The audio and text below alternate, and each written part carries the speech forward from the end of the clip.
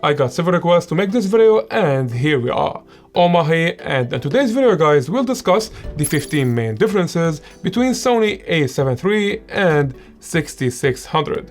Both cameras are great with some differences and other specs in common. Hopefully this video help you in making your mind which one suits you the best. This is a new episode of Gearbox and let's get started.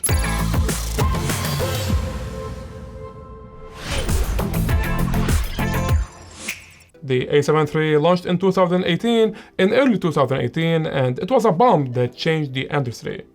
Was really a game changer and eventually forced Canon and Nikon to start the full-frame mirrorless line. The 6600 camera, on the other hand, is Sony APSC high-end camera, and it's a replacement for Sony 6500, with some features that are missing in the A7 III. So now in 2020, does the A7 III camera still a hero versus the 6600, the crop sensor camera? Let's start first with the differences and shall we discuss the common specs in the second half of the video. And I will try my best to entertain you cause the following content is technical along with some testings. And I kept the links of the gear I used and lenses down below, so have a look at them when you're free. As you see guys, the A7 III has a bigger body and a bigger grip, as well as a better ergonomic and a few more dials, such as the one down here on the handle, the exposure value dial, and the joystick.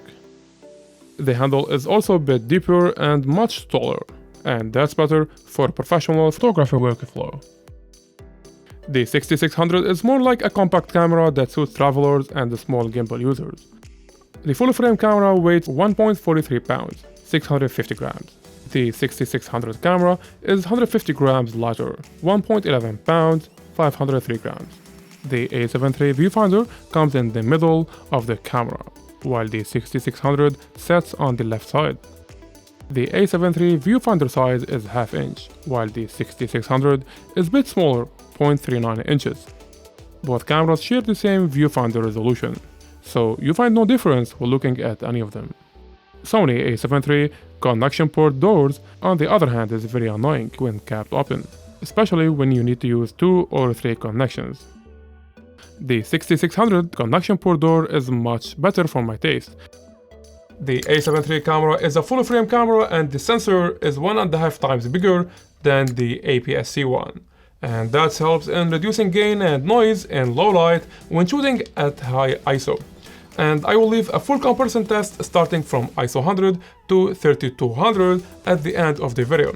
Or check the timeline down below if you like to jump there right now. Speaking of sensor size, bigger sensors make more blurry background, more bokeh or more shadow depth of field, whatever you call it. Here for example, we have two images from Sony A7 III and the 6600 at the same focal length and same aperture, and the difference is clear.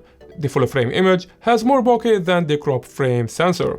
A little bit of math and the amount of bokeh, for example at f2.8 on the A7 III would be around f4. That's f2.8 multiplied by 1.5, which is the crop sensor factor, and then we got f4.2, that's roughly f4. So it's the look of f4, not the aperture f4. And before jumping to the rest of the video, I would like to introduce you to my new Lightroom presets. We recently launched 2 custom preset packs for portraiture. One is nature theme and the other one is urban style. Each pack includes about 10 different presets. Compatible with Adobe Lightroom Classic, Photoshop Lightroom, and Photoshop Camera Raw. Now the first 100 buyers will get 50% off. Use the coupon code FIRST50. Head off to omagomrawi.com/store and get yours now.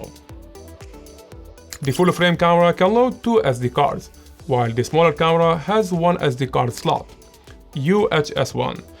And the A7 III got UHS-2 and UHS-1 slots. UHS-2 is much faster than the first generation.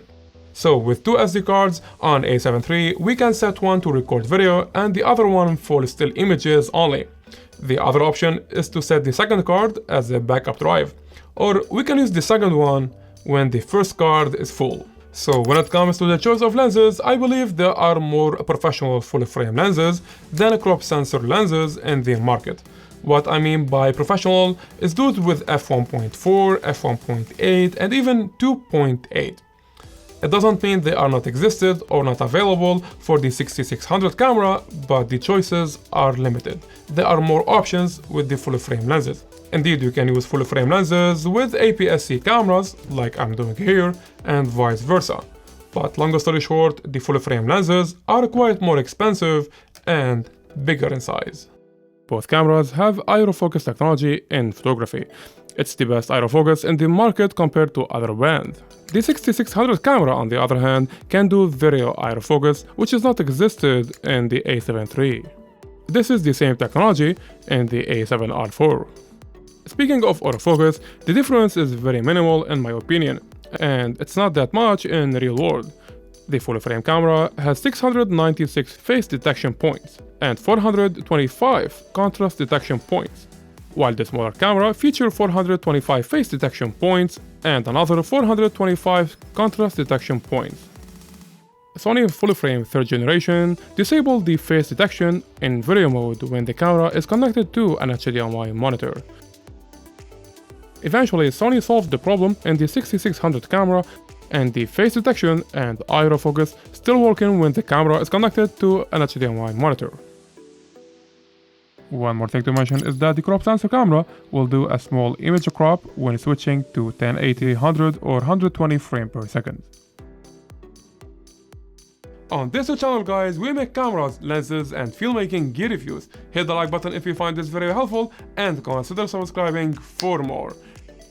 Now the crop sensor camera has 180 degrees tilting LCD. And the A7III camera, on the other hand, can only turn to 90 degrees up and 45 degrees down.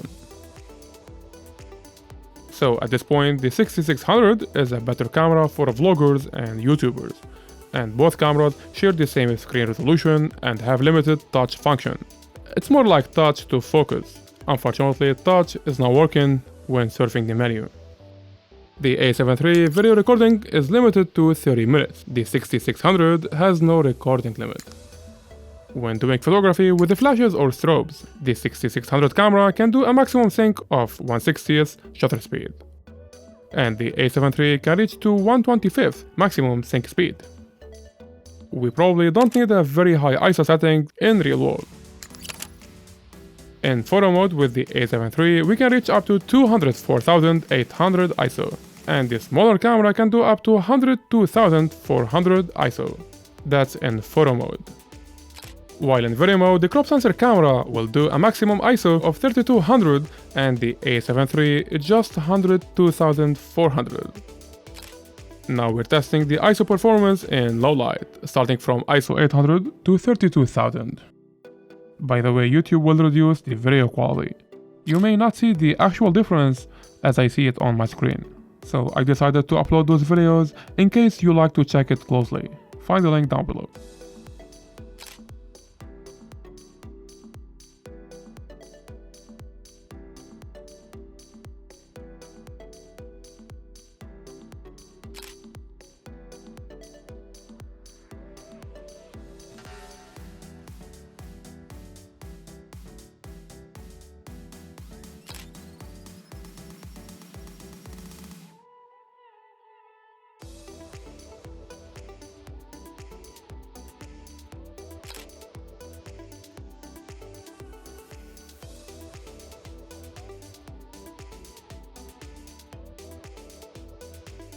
So, in photography and when shooting fast-moving objects or sport activities, the 6600 camera is a bit faster than the A7III.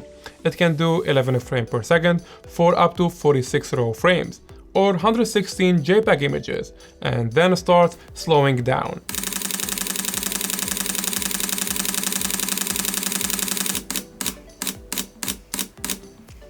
The A7III on the other hand can do 10 frames per second, that's 1 frame slower than the 6600, but up to 89 RAW frames or 177 images in JPEG before the speed slows down. It's nice to have those features, but in real world I barely need that amount of continuous shooting speed.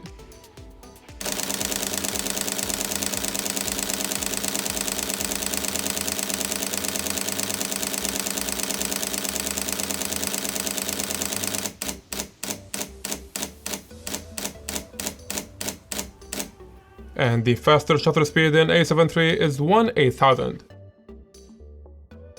The other small camera can do 1/4000, not a big deal. And before jumping to the last difference, unlike the A7III, the 6600 camera has no USB Type-C port, if you're wondering. And that makes sense if you are type of the guy who copied the data from the camera via USB cable. At this time of this video, the A7III comes at around $2,000, while the 6600 camera is much cheaper, $1,400. We're talking about the body only, no lenses included. And check the links down below since prices may change over time and sometimes you find good deals. That was the 15 differences. Now what are the specs in common? Starting with resolution. We got 24 megapixel sensor in both cameras. That's gonna be a resolution of 6000 by 4000 pixels. Both cameras considered a professional cameras, so both of them feature microphone and headphone jack. Personally, using custom buttons make my workflow much faster, so I assign the most settings and features I want to any of those buttons. Both cameras share 4 custom buttons, named as C1, C2, C3, and C4, and the AF and center wheel button are also customizable, just to check that in the menu settings. IBIS sensor stabilization. Speaking of sensors, both cameras feature 5-axis sensor stabilization. And here how the output would be side by side with lenses without optical steady shot. First while walking, and second test gonna be handheld.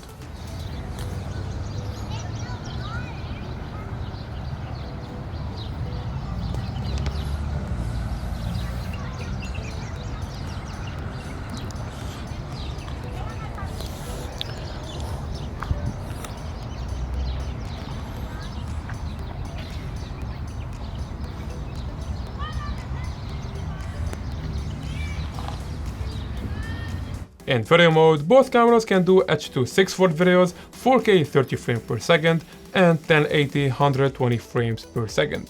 And the profile pictures such as HLG, Sign 1 and Sign 2, along with S-Log 2 and S-Log 3 are supported in both cameras. Both cameras have no pop-up flash on the top like the other APS-C line. So Speedlight is an alternative, and I'm using this guy from Godox and it costs $110 only. I will keep the link down below, check it if you're interested. Whoop. The FZ battery is used in both cameras and roughly can do 810 images or 150 minutes of video recording, and actually I always get more than this number.